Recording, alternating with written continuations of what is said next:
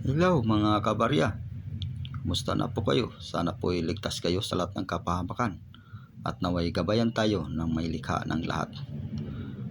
Mga kabarya, kung kayo po ay may hawak na 10 piso 2009 ay isinyo po sa amin ang picture niyan at amin po yan titingnan at bibilhin po namin yan sa inyo sa halagang 5,000 to up 10,000 po.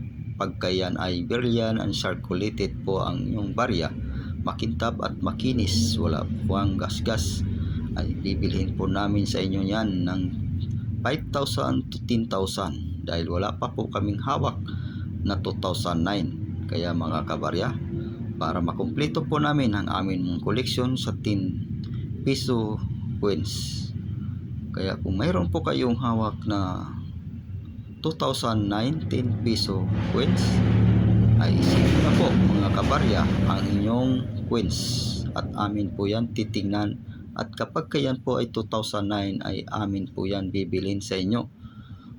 Kaya mga kabarya, marami pong salamat sa inyong panonood ng aking video at sana po ay mabintahan nyo po kami ng 2009 na 10 piso coins.